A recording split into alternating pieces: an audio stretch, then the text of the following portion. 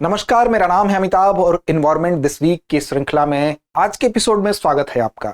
जैसा कि आप जानते हैं कि पर्यावरण खंड से संबंधित कुछ महत्वपूर्ण टॉपिक को लेकर हम आपके सामने आते हैं और हमारी कोशिश होती है कि आगामी आपकी परीक्षा में ये टॉपिक आपके लिए सहयोगी हो सके। तो चलिए देखते हैं कि सप्ताह के पहले वो महत्वपूर्ण बिंदु कौन से हैं, महत्वपूर्ण टॉपिक कौन से हैं जिस पर आज की हमारी चर्चा केंद्रित होगी। फिर आगे की हम बात करेंगे एक एक करके विस्तार से।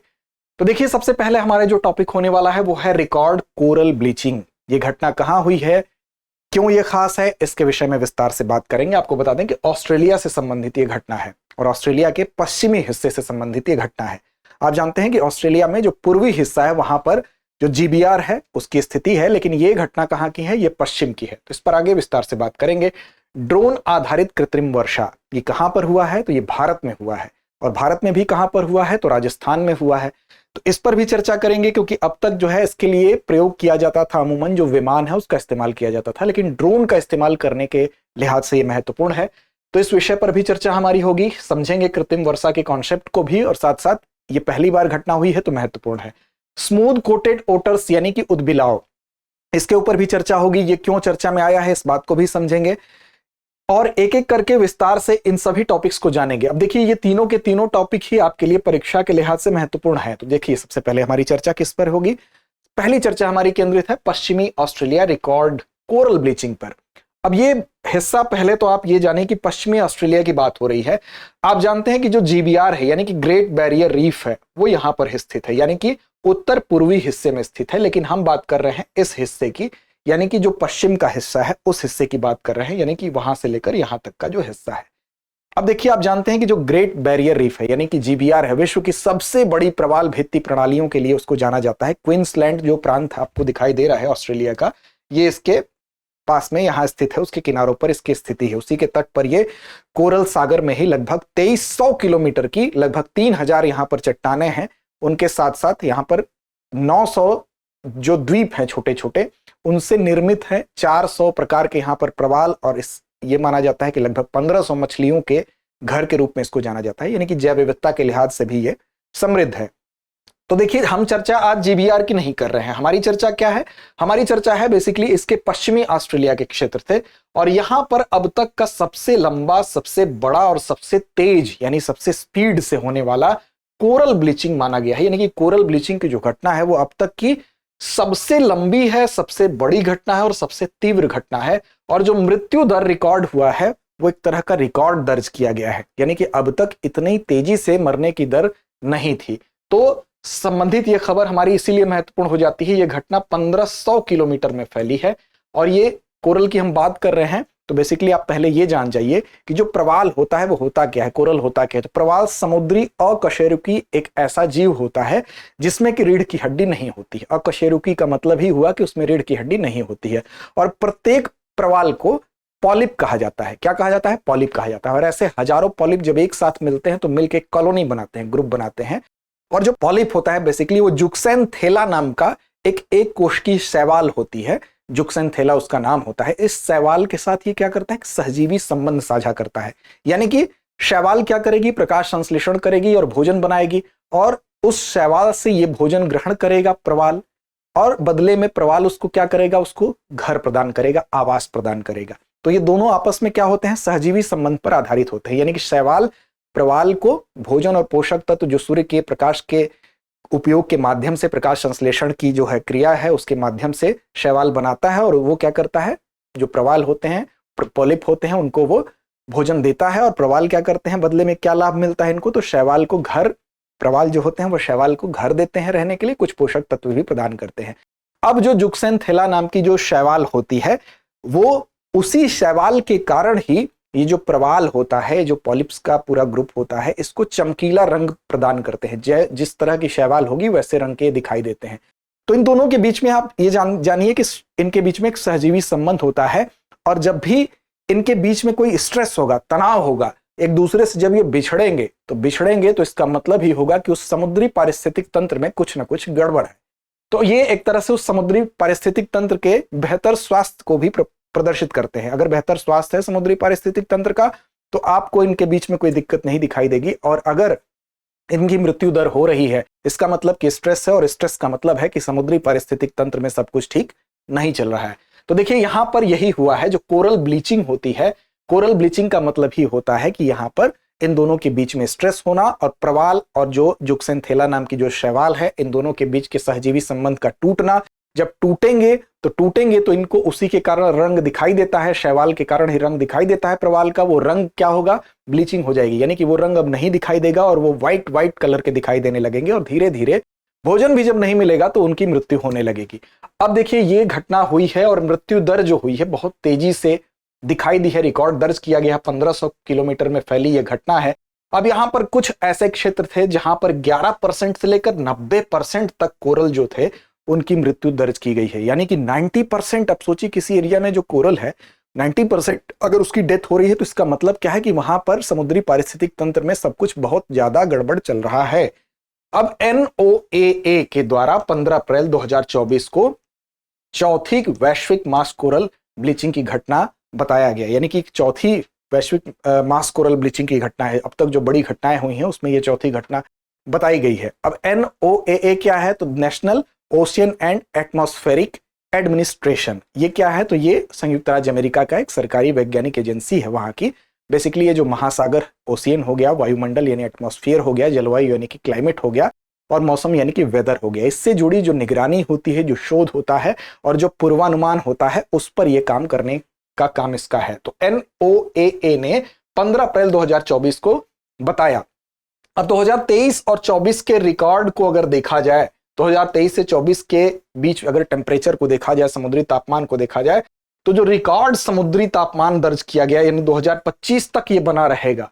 इसका मतलब कि समुद्री तापमान बढ़ रहा है और समुद्री तापमान बढ़ने से ये स्ट्रेस की सिचुएशन यहां पर जन्म ली है। अब AIMS यानी Australian institute of marine science की रिपोर्ट है, वो रिपोर्ट कह रही है कि कई रीफ्स पर 15 से 30 डिग्री हीटिंग वीक्स यानी DHW दर्ज हुई। अब DHW क्या है, तो एक DHW जो होता है वो 1 डिग्री सेल्सियस, एक DHW जो होगा वो क्या होगा, एक DHW का मतलब होगा कि 1 डिग्री सेल्सियस अगर जो तापमान है वो यहां पर 1 डिग्री सेल्सियस है, 1 डिग्री सेल्सियस जो टेम्परेचर है अगर 1 वीक तक रहता है तो उसको क्या कहेंगे, 1 DHW। अब 8 DHW जो होता है वो कंडीशन जो मानी जाती है वो क्या मानी जाती है, बहुत ही ज्यादा यहां पर स्ट्रेस वाली कंडीशन मानी जाती है। लेकिन यहां पर आप देखिए उस लेवल से भी बहुत ज्यादा हाई है, कई रीफ्स पर तो 15 से लेकर 30 DHW की कंडीशन दर्ज हुई है, यानी कि जो हायर लेवल बताया गया है 8 DHW का उससे भी ज्यादा। तो अब इससे प्रभावित क्षेत्र जो है वहां पर परिणाम क्या क्या दिखाई दिए, तो एशमोर रीफ्स में 11 से 30% डेथ हो गई कोरल्स की। यहां पर देखिए रॉली शोल्स में जहां पर कि मरमेड और क्लर्क रीफ्स आते हैं, यहां पर देखिए 61 से 90% तक मृत्यु हो गई, ये बहुत हाई रेशियो है। साथ ही साथ आप निगालू रीफ्स में देखिए 60% तक ब्लीचिंग हुई है, यहां पर डेथ हो गई है। और यहां पर देखिए टेंटोबिडी और जुराबी इन क्षेत्रों में भी बहुत ज्यादा नुकसान हुआ है। तो ये आंकड़े बता रहे हैं कि ये जो पश्चिमी क्षेत्र है ऑस्ट्रेलिया का, यहां पर कोरल ब्लीचिंग की घटना का जो रेशियो है, जो रेट है, वो कितना हाई है, तो बहुत ज्यादा है। इसलिए कोरल ब्लीचिंग जो है टॉपिक भी आपके लिए इंपॉर्टेंट होने वाला है, आगे किसी भी परीक्षा में यह चीज पूछा जा सकता है कि कहां यह घटना हुई है। अब गंभीर ब्लीचिंग के बाद जो कोरल रीफ है वो उसको पूरी तरह से ठीक होने में ऐसा नहीं है कि बहुत जल्दी ये ठीक हो जाता है, इसको ठीक होने में 10 से 15 साल का वक्त लगता है। और बीच में अगर इस तरह की कोई बड़ी घटना नहीं हुई, तब अगर बीच में इस तरह की कोई फिर घटना हो गई तो और ज्यादा ये समय आगे बढ़ सकता है, इसीलिए ये और बड़ी चुनौती है। तो रिकवरी तभी संभव है जब इस दौरान कोई बड़ा संकट फिर से न आए। तो अब ब्लीचिंग, चक्रवात, अन्य खतरे भी बहुत जल्दी जल्दी आ रहे हैं, जिसके लिए कहीं ना कहीं जो जलवायु परिवर्तन है वो जिम्मेदार है। तो लगातार संकट से जो रीफ की रिकवरी है वो टाइम जो है, रिकवरी टाइम जो होता है वो भी अधूरा रह जा रहा है, इसलिए इनकी रिकवरी भी नहीं हो पा रही है। अगर रिकवरी होती रहती तो इनकी मृत्यु दर है उसका उतना दुष्प्रभाव इनके ऊपर नहीं पड़ता। अब उदाहरण के लिए देखिए, मान लीजिए आपको कहीं पर चोट लगी, आपकी कोई हड्डी टूट गई, लेकिन अब 2-3 महीने में वो हड्डी आपकी ठीक होगी, लेकिन तब ठीक होगी ना जबकि इस बीच में आपको कोई चोट न लगे, दोबारा आपको उसी जगह पे फिर चोट लग जाए तो फिर वो हड्डी शायद और बड़ी इंजरी में कन्वर्ट हो सकता है। तो यही चीज यहां पर है कि वो बार बार इन घटनाओं की वजह से उसका रिकवरी टाइम बढ़ जा रहा है। तो प्रवाल विरंजन क्या होता है आपको बताया जा चुका है, लेकिन फिर भी एक बार आप ध्यान से देख लीजिए। जो प्रवाल होता है, जो कोरल्स होते हैं, उनके जो बाह्य कंकाल होते हैं यानी जो एक्सोस्केलेटन होता है वो किससे बना होता है, कैल्शियम कार्बोनेट से बना होता है। और जब भी तापमान में परिवर्तन होता है यानी कि टेम्परेचर जब भी चेंज होगा या प्रदूषण बहुत ज्यादा बढ़ेगा या समुद्री जो अम्लता होती है वो जब बहुत ज्यादा बढ़ती है, यानी कि ओशियन जो एसिडिफिकेशन बहुत ज्यादा होगा, तो प्रवाल जो होंगे यानी कि कोरल्स जो होंगे उसमें स्ट्रेस उत्पन्न होता है। और जब भी ऐसे स्ट्रेस की सिचुएशन आती है तो प्रवाल और शैवाल इन दोनों के बीच का जो सहजीवी संबंध है वो प्रभावित होता है, प्रवाल से शैवाल अलग हो जाते हैं। और कोरल के इन हानिकारक प्रभावों से बचने के लिए, चूंकि वो जब भी ऐसी दशा होती है तो ज़ुज़ेनथेला नाम के शैवाल से को वो बाहर निकाल देता है, और जब बाहर निकालता है तो एक तो अपना रंग वो खो देता है, उसके पास जो उसकी हरियाली थी, उसकी लालिमा थी, वो खो देता है। और साथ साथ अब वो उसको तो नुकसान होता ही है, साथ साथ उसको पोषक तत्व भी नहीं मिलते हैं। तो इस तरह से उसका जो बाह्य कंकाल होता है, व्हाइट एक्सोस्केलेटन जो होता है वो दिखने लगता है, और इसी घटना को हम क्या कहते हैं, प्रवाल विरंजन कहते हैं। तो इस घटना को आप याद रखिएगा। और धीरे धीरे फिर क्या होती है, वो प्रवाल कमजोर हो जाता है और उसकी मृत्यु हो जाती है। यही घटना पश्चिमी ऑस्ट्रेलिया में इसकी दर बहुत ज्यादा रिकॉर्ड की गई। अगला हमारा जो है टॉपिक है वो क्या है, ड्रोन आधारित कृत्रिम वर्षा। अब देखिए, कृत्रिम वर्षा जो होती है, आप जानते हैं कि इसमें वैसे तो कई चीजों का प्रयोग किया जाता है, लेकिन इसमें मुख्य तौर पर अगर आप देखेंगे तो इसमें जो ड्राई आइस होती है उसका इस्तेमाल होता है, और सिल्वर आयोडाइड प्रमुख तौर पर इन दोनों तत्वों का इस्तेमाल हम करते हैं। लेकिन यहां पर अगर हम बात करें ये चर्चा में क्यों आया है, तो देखिए अमूमन हम क्या करते हैं, जो सीड्स होते हैं, सिल्वर आयोडाइड के सीड्स होते हैं या ड्राई आइस होता है, इसको हम क्या करते हैं, इस सीड्स को विमानों की सहायता से हम बादलों में इसको इंजेक्ट करते हैं, और फिर उसके बाद कृत्रिम वर्षा होती है। लेकिन विमानों का प्रयोग न करके ये भारतवर्ष में पहली बार देखेंगे आप ड्रोन पर आधारित ये था। एक साथ 60 ड्रोन का इस्तेमाल किया गया, इसकी वजह से ये खबर हमारी थोड़ी चर्चा में आई है। तो यहां से आपका इसलिए ये टॉपिक भी इंपॉर्टेंट हो जाता है, क्योंकि यहां पर 60 ड्रोन्स का इस्तेमाल किया गया है। इसकी वजह से कहां पर हुआ भारत का पहला ड्रोन आधारित कृत्रिम वर्षा का आर्टिफिशियल रेल का ट्रायल, तो ये ट्रायल आपका हुआ है, याद रखिएगा, जयपुर के रामगढ़ डैम के पास किया गया है। पारंपरिक हवाई जहाज की बजाय इसमें ड्रोन का इस्तेमाल किया गया है, और इस परियोजना में राजस्थान कृषि विभाग और GenX-AI का संयुक्त प्रयास है। तो किसका किसका संयुक्त प्रयास है, यह भी याद रखिएगा, राजस्थान कृषि विभाग और GenX-AI का संयुक्त प्रयास है। क्या हुआ, तो ड्रोन बेस्ड जो क्लाउड सीडिंग है, इसमें 60 ड्रोन थे। 60 ड्रोनों को एक विशेष रसायन केमिकल्स को लेकर छोड़ा गया बादलों में, और वहां पर जाकर वो शेडिंग किए। सीडिंग के बाद से ही ये घटना हुई है। अब इसमें सबसे पहले अनुमति लेनी पड़ती है, तो DGCA यानी directorate general of civil aviation से, IMD से और जिला प्रशासन कृषि विभाग से इनको मंजूरी मिली। और इनका उद्देश्य क्या था, तो बादलों में जाकर के जल कण बनने की प्रक्रिया यानी संघनन की प्रक्रिया को तेज करना, जिससे कि आर्टिफिशियल रूप से बारिश कराई जा सके, और इस आर्टिफिशियल बारिश से 10 से 15% तक बारिश को बढ़ाया जा सकता है। लेकिन ध्यान रखिएगा, आर्टिफिशियल जो बारिश कराई जाती है उसके लिए बादलों का होना अनिवार्य है। अगर बादल नहीं रहेंगे तो ये नहीं कराया जा सकता है, क्योंकि उन बादलों में ही हम सीड्स को, यानी कि सिल्वर आयोडाइड मान लीजिए इस्तेमाल कर रहे हैं, तो इन बादलों के बीच में सिल्वर आयोडाइड की जो बीज हैं, सीड्स हैं, उसको हम क्या करते हैं, इंजेक्ट करते हैं। तब फिर वो उन बादलों को उत्तेजित करते हैं, वहां पर संघनन की प्रक्रिया होती है। इसके चारों तरफ इसका तापमान कम होता है, बहुत ठंडा होता है सिल्वर आयोडाइड, या ड्राई जो आइस की बात कर रहे हैं, तो इस पर संघनन की प्रक्रिया होती है, फिर वो भारी होता है, फिर वो नीचे आने लगता है। तो इसके लिए बादल होना जरूरी है, बादल के बिना ये संभव नहीं है। क्लाउड सीडिंग का सबसे पहला प्रयोग अगर देखा जाए तो ऐसा नहीं है कि ये बहुत नया है, ड्रोन का इस्तेमाल भारत में पहली बार जरूर हुआ है, 60 ड्रोन एक साथ इसके लिए इस्तेमाल किए गए हैं। लेकिन विंसेंट जे शेफर ने 1946 में अमेरिका में पहली बार, अमेरिकी मौसम विज्ञानी थे विंसेंट जे शेफर, इनके द्वारा पहला प्रयोग 1946 में किया गया था। प्रारंभिक रूप से अगर आप देखेंगे तो विमान का प्रयोग होता था, रॉकेट का प्रयोग होता था, तोपों का प्रयोग होता था, भू जनरेटर के माध्यम से सीडिंग भी की जाती थी। लेकिन ड्रोन का इस्तेमाल होने से इस घटना का थोड़ा सा ज्यादा, हम कह सकते हैं, भारत के परिप्रेक्ष्य में इसकी चर्चा हो रही है। ज्यादातर इस्तेमाल ठोस कार्बन डाइऑक्साइड यानी कि जिसको हम शुष्क बर्फ, ड्राई आइस कहते हैं, और सिल्वर आयोडाइड सबसे प्रभावी ये दो माने जाते हैं। वैसे इसमें अन्य भी प्रयोग होते हैं, क्या क्या इस्तेमाल होते हैं कमेंट करके बताइए। अब देखिए, जब ठंडे बादल होंगे, यानी कि बादल, अगर इतना बादलों का तापमान है जहां पर पानी बर्फ बनने से पहले की अवस्था में होता है, तो ऐसी दशा में क्या करेंगे, ये दोनों बहुत बढ़िया काम करेंगे, अच्छे से काम करते हैं। ये पदार्थ बीज का काम करते हैं, और ये जब उसमें इंजेक्ट किए जाएंगे, तो इंजेक्ट करने के बाद अगले चित्र में आपको अच्छे से समझ में आएगा। यहां पर देखिए, यहां पर क्या होगा, जैसे मान लीजिए आपने वायुयान की जगह ड्रोन ले गए, और यहां पर सिल्वर आयोडाइड आपने रेड कलर का जितना दिख रहा है इसको इंजेक्ट कर दिया बादलों के बीच में। अब इसका तापमान बहुत ठंडा होता है, और यहां पर संघनन की प्रक्रिया होने लगती है। चारों ओर से जो बादलों से जो कण होते हैं आके इससे चिपकने लगेंगे, और ये भारी होगा। जब संघनन होगा तो इसमें चिपकेंगे, तो ये भारी होगा, भारी होगा तो ठोस में बदलेगा, बर्फ में बदलेगा, और बर्फ में बदल कर ये नीचे की तरफ आएगा। और जब नीचे आएगा तो नीचे आने के बाद, ज्यादा नीचे आएगा तो उसमें घर्षण होगा, घर्षण होने के बाद ये जो उसका तापमान बढ़ेगा, और तापमान बढ़ेगा तो जल के बूंदों में ये कन्वर्ट हो जाएगा और नीचे आते आते बरसात में ये बदल जाएगा। तो इसी तरह से इसका इस्तेमाल होता है। अब देखिए सिल्वर आयोडाइड, और अगर शुष्क बर्फ की बात करें तो ठंडे बादलों में वो कारगर है। गर्म बादलों में जहां तापमान 0 डिग्री सेल्सियस से ऊपर होता है, यानी 1, 2, 3, 4 डिग्री सेल्सियस तक होता है, तो वहां पर कैल्शियम क्लोराइड जैसे कण भी शीट्स के रूप में डाले जाते हैं। तो इस तरह से, लेकिन सबसे ज्यादा प्रभावी सिल्वर आयोडाइड और शुष्क बर्फ का इस्तेमाल आप देखते हैं। तो क्लाउड सीडिंग में बादलों को बारिश करने के लिए उकसाने की बेसिकली ये एक तकनीक है, और इसमें ड्रोन का इस्तेमाल होने की वजह से ये चर्चा में आया है। तो उम्मीद है कि आपको ये समझ में आया होगा। अगला है स्मूथ कोटेड उदबिलाव। ये आप देख रहे हैं स्मूथ कोटेड उदबिलाव, इसको आप देख लीजिए चित्र में। पहले ये चर्चा में क्यों आया है, तो दरअसल सूरत से दिल्ली में इसको लाया गया है, और इससे पहले 2004 में दिल्ली में लगभग 20-21 वर्ष पूर्व 2004 में ये जिस जगह पर इसको लाया गया है वहां पर ये था, और 2004 के बाद ये पहली बार ये दिल्ली के चिड़ियाघर में फिर से लाया गया है, इसलिए इसकी चर्चा हो रही है। यानी कि नेशनल जूलॉजिकल जो पार्क है वहां पर सूरत के श्यामा प्रसाद मुखर्जी जूलॉजिकल गार्डन से इसको लाया गया है, जिससे इसकी चर्चा हो रही है। 20 साल बाद इस चिड़ियाघर में उदबिलाव की वापसी हुई है, इससे यह खबर चर्चा में आई है। यहां पर 10 भारतीय स्टार कछुए और 1 उदबिलाव लाया गया है, जिससे इसकी खबर हम चर्चा में आई है। तो इसके बारे में जान लें, जब कोई चीज चर्चित होती है तो उसके विषय में पूछा जा सकता है।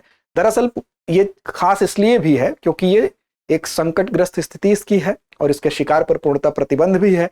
साइट्स के परिशिष्ट 1 में भी है, अन्य किसकी श्रेणी में है आगे आपको बताएंगे। देखिए यहां पर इसकी अगर बात करें तो इसका वैज्ञानिक नाम क्या है, तो वैज्ञानिक नाम इसका है लुट्रोगेल पर्सिपिसिलाटा, और एशिया में पाई जाने वाली बड़ी प्रजातियों में से एक है। और बेसिकली ये बहुत सामाजिक प्राणी होता है। अमूमन यह क्या करता है, झुंड में रहने का काम करता है, और नदी, झील, मैंग्रोव या तटीय इलाकों में ये पाए जाते हैं। अब ये परिवार और समूह में अमूमन रहते हैं सोशल होने की वजह से। विशेषताओं के अंतर्गत अगर बात करें तो इसकी जो सतह होती है, इसकी जो स्किन होती है वो बहुत चिकनी होती है, चमकदार होती है। इनका रंग जो है हल्का भूरा या आप कह सकते हैं गहरा भूरा होता है। पेट हल्के रंग का होता है। इनका वजन अगर आप देखें तो 7 से 11 किलोग्राम तक इनका वजन होता है, और ये लंबाई लगभग 60 से 70 सेंटीमीटर होती है। पूंछ 40 से 50 सेंटीमीटर तक होती है। क्या खाते हैं तो सामान्य रूप से अगर देखें तो मछलियों, केकड़ों, मेढकों और छोटे जलीय जीवों को ही अपना ये भोजन बनाते हैं। और इनके तैरने की क्षमता बहुत अच्छी होती है, बहुत अच्छे तैराक माने जाते हैं। साथ साथ इनका जो पंजा होता है झिल्लीदार होता है, और पानी में बहुत ही ज्यादा फुर्तीले होते हैं, तो इसलिए भी याद रखेंगे। और प्रजनन की बात करें तो 2 से लेकर 5 बच्चे तक जन्म देने की क्षमता होती है। लेकिन अगर इनको कैद में रखा जाएगा तो इनकी प्रजनन इनका होना थोड़ा सा टफ होता है। संरक्षण की स्थिति देख लें तो IUCN रेड लिस्ट में वल्नरेबल कंडीशन में है। साथ ही साथ क्या खतरा है, तो इनका आवास लगातार नष्ट हो रहा है। साथ ही साथ यहाँ पर प्रदूषण की जो समस्या उससे भी ये जूझ रहे हैं। अवैध शिकार की वजह से इनकी संख्या बहुत प्रभावित है, इसीलिए इनको इस श्रेणी में रखा गया है। भारत में जो वन्य जीव संरक्षण अधिनियम 1972 है उसकी अनुसूची 1 में भी है, साइट्स के भी परिशिष्ट 1 में है। यानी इसका मतलब क्या हुआ, यानी इनका जो शिकार करना है वो पूरी तरह से निषिद्ध है, पूरी तरह से उनके व्यापार पर भी प्रतिबंध है। प्रजनन और संरक्षण के लिए इसीलिए इनको चिड़ियाघर और संरक्षित क्षेत्रों में रखा जा रहा है। इसीलिए आप देख रहे हैं कि दिल्ली में इसको सूरत से लाया गया है, और 20 साल बाद, 20 से 21 साल बाद इसकी वापसी हुई है, इस वजह से इसकी चर्चा हो रही है। तो इससे संबंधित कुछ मूलभूत तथ्य थे। अब देखिए, अब बारी है प्रश्न की, और प्रश्न की जिम्मेदारी हमेशा की तरह आप पर होगी, आप इसका जवाब दें। अब यहां पर पहला प्रश्न है कि डिग्री हीटिंग वीक्स यानी कि DHW का उपयोग किसके माप के लिए किया जाता है। विकल्प आपके सामने है, समुद्री लवणता, कोरल पर हीट स्ट्रेस, समुद्री धाराओं की गति, प्लवक का घनत्व। अगला है, हाल ही में भारत का पहला ड्रोन आधारित कृत्रिम वर्षा ट्रायल किस राज्य में हुआ है, यानी क्लाउड सीडिंग का ट्रायल किस राज्य में हुआ है। महाराष्ट्र, राजस्थान, उत्तर प्रदेश, गुजरात। इसका भी जवाब आप सही बताइए। और तीसरा है, दिल्ली में जू में उदबिलाव आखिरी बार किस वर्ष देखे गए थे, वर्ष 2000, 2002, 2004 या 2006। तो उम्मीद ही नहीं विश्वास है कि इन तीनों ही प्रश्नों का आप सही और सटीक जवाब जरूर देंगे। लड़ते रहें, अपने लक्ष्य की ओर बढ़ते रहें। डियर व्यूअर्स, अपने एग्जाम की तैयारी को और बेहतर करने के लिए हमारे चैनल को लाइक, शेयर और सब्सक्राइब करना न भूलें।